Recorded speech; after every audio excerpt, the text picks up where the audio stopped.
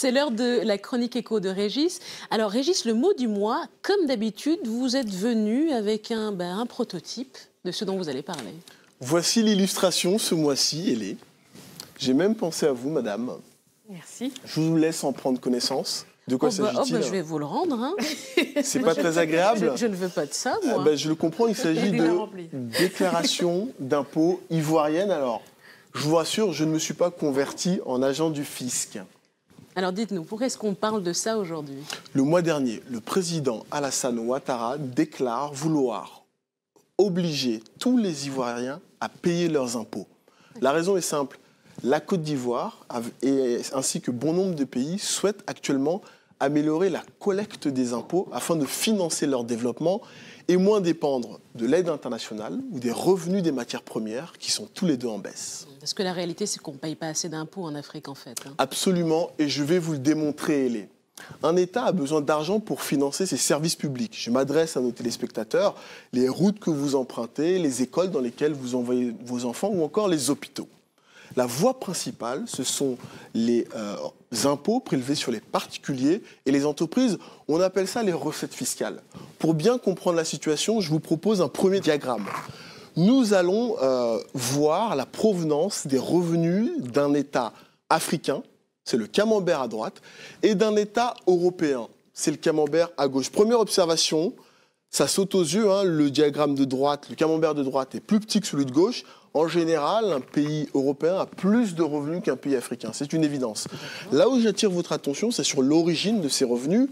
Les impôts, nous l'avons vu. Également, l'État peut être amené à emprunter de l'argent aux banques. La différence, c'est que les États africains dépendent encore trop de l'aide internationale. Oui. La grande nouveauté, c'est qu'ils souhaitent actuellement s'affranchir de cette dépendance, ce qui passe par une meilleure mobilisation de ce qu'on appelle les ressources internes, donc les impôts. Or, il existe une règle, et je pense que vous le savez probablement, une règle en économie qui dit que pour qu'un État puisse commencer à se développer, il faut que les impôts soient supérieurs à 20% du PIB. Deuxième diagramme, il nous montre la part des impôts dans le PIB en Afrique. La barre orange, c'est ce fameux seuil des 20%. Et comme vous le constatez, très peu de pays africains respectent ce seuil. Fort heureusement, il y a quand même de bons élèves, et là, bravo à nos téléspectateurs congolais, puisque le Congo fait partie des bons élèves. Félicitations également aux Angolais qui nous regardent, aux Gabonais. Cependant, la moyenne africaine en matière d'impôts n'est que de 17% du PIB seulement, alors qu'en Europe, les impôts représentent en moyenne 35% du PIB. Alors, qu'est-ce qui explique que les États africains génèrent si peu de recettes fiscales? Nous l'avons vu, les impôts sont prélevés sur les particuliers et les entreprises. Le problème de l'Afrique, c'est que le nombre de contribuables est trop faible. Première raison, l'importance du secteur informel. Deuxième facteur, la fraude, ceux qui s'arrangent pour ne pas payer leurs impôts. Enfin, on peut également mentionner la faiblesse des services de recouvrement du fisc. Alors, résultat, en fait, il y en a qui payent pour les autres, si je comprends bien. Il faut bien que les États trouvent de l'argent quelque part. Conséquence, l'Afrique est la région où les PME du secteur formel payent le plus d'impôts au monde. La bonne nouvelle, des États ont lancé des réformes fiscales. Certains font même appel à des entreprises spécialisées en la matière.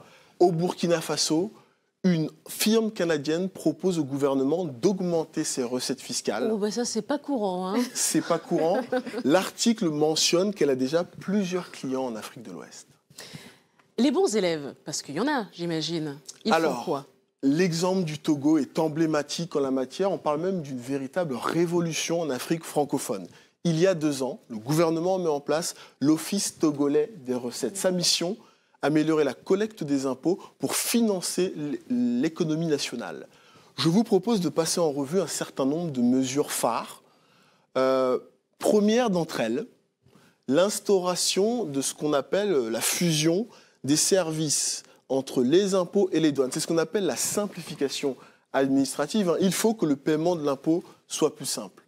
Deuxième volet, la mise en place du paiement par virement bancaire.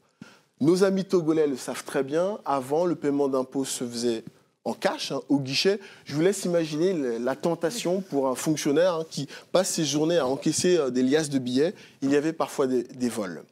Troisième volet, au port de Lomé, qui est le poumon économique du Togo, mise en place du paiement par informatique, instauration d'un guichet unique, ça permet de réduire les fraudes et la corruption. Quatrième mesure, elle est douloureuse, c'est la création de nouveaux impôts. Nos amis togolais payent désormais les taxes d'habitation, les taximotos payent également des impôts. Alors, le principe est le suivant, il faut que tout le monde participe à l'effort national et ça permet de réduire la pression fiscale qui s'exerce sur les PME. Dernière mesure, mise en place de campagnes d'éducation des contribuables. Les fonctionnaires du fisc sillonnent le Togo et expliquent aux Togolais le bien fondé du paiement de l'impôt. La stratégie fonctionne. 500 milliards d'impôts mobilisés en 2015, une hausse de 20% par rapport à 2013. Alors, l'expérience togolaise est en train de faire des émules et il se dit déjà que plusieurs pays de la sous-région pourraient s'en inspirer. Eh ben, bravo le Togo. L'actu du mois, Régis, c'est presque de la science-fiction. Absolument, le Rwanda inaugure cette année le premier aéroport de drones au monde. C'est une grande première. Un aéroport de drones. C'est très surprenant. Et ça se passe en Afrique, au Rwanda. On peut en voir les premières illustrations. Alors le principe est très simple. Pour les Rwandais qui nous regardent, ceux qui habitent dans des zones reculées, dans des villages, qui n'ont pas accès à des supermarchés, qui sont mal desservis, parce qu'en raison de l'absence de route, eh bien, grâce à ces drones, ils pourront se voir livrer des médicaments, de la nourriture, des vêtements. Alors, l'aéroport sera situé à une centaine de kilomètres de Kigali. Je vous laisse imaginer l'impact de cette innovation. Ça sera le plus petit aéroport du monde et en plus le moins cher. Et sans doute le plus intéressant, parce que ça, c'est vraiment surprenant comme information. Est-ce que ça intéresse d'autres pays? Oui, la Tanzanie, l'Ouganda ont manifesté leur intérêt. Malheureusement, pas encore en Afrique francophone. Merci beaucoup. À très bientôt, Hélène. À très vite.